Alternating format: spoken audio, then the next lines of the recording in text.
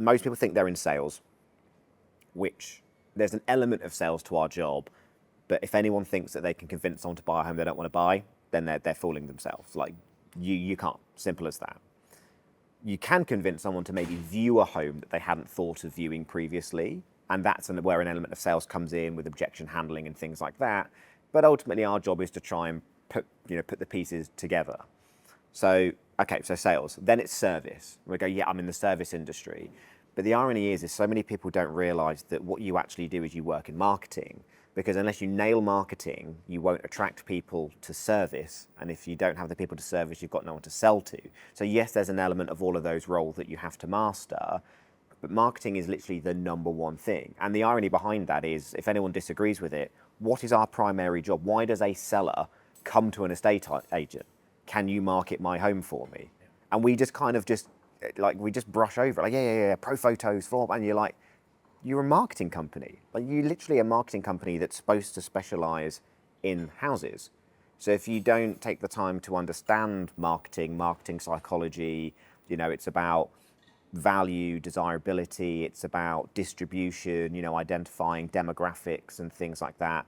And I said it when I was out in Austin last year, when I was on stage, and I said to them, they've got such high fees over in America that they're like a kid in a candy shop. They're like billboards and park benches, and it's sort of like, and they've obviously had a big change in their industry.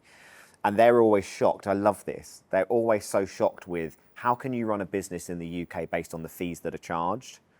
Which is a fair question, frankly. And obviously, there's a lot of argument, that's what drives, the cross-selling or conditional selling or whatever, which is kind of like, well, yeah, it's kind of like, it's an excuse. It's not really, you're not trying to solve the problem, because what we charge is fundamentally in our control because we charge it, right? So what I was saying to them is that they haven't mastered marketing in the sense of narrowing down an audience. And so when you're trying to attract everyone, you have to market everywhere. Whereas if you realise who you're trying to market to, you just go to where they are and you can be a lot more targeted.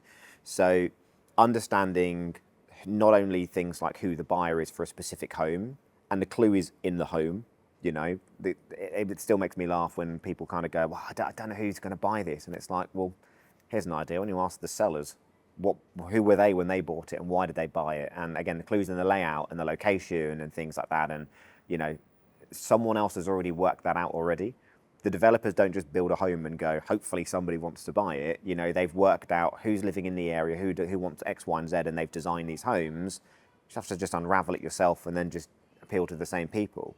But not only have you got to master that, you've then got to master, well, who is your client? Your client is the seller. And so if you don't know how to attract those types of people, then you're not going to have anyone to market the homes to service, to sell, and all the rest of it. So really understanding who your audience is and who you stand for. And rather than, again, with the same premise of what I was saying about with a home, if you're trying to market to everyone, you've got to market everywhere. Same with your business, and you as an agent. If you want to attract everyone, you're going to be nothing to anyone, frankly, rather than being a rock star to a very small select few people. And I think it's hard to get into that mentality when you're coming from a corporate background and it's all about take on anything, market share, numbers. It's not a case of, no, that's not our demographic. We don't deal with that. We deal with this.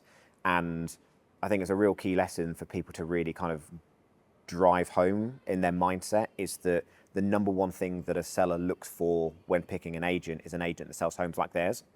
So if you are taking on everything from a 200 grand home to £1 million home, the challenge is that you're going to look like a bit of a hodgepodge. And unfortunately, without sounding harsh, that 200 grand home is probably going to stop you taking on more £1 million homes, because they are going to judge you on it. Now, whether that's right or wrong is a totally different story, but that's the reality of it. In the same way as when you're marketing your home and we're talking about how people act on the portals and how savage people are now behind a screen, mocking our homes out, oh my God, look how dirty that house is and look at this, look at that. We all do it. Like, we know that's just, because that's just human nature. So you just got to understand it and then use it to your advantage. So, like I said, it's breaking away from pretty much everything you thought you knew about agency and actually taking a step back and just thinking about it logically and saying, my job is to attract people that need to sell their home, and then help them by attracting people that want to buy a home, and then using my skills to then create a win-win deal that's then going to go over the line and help people move.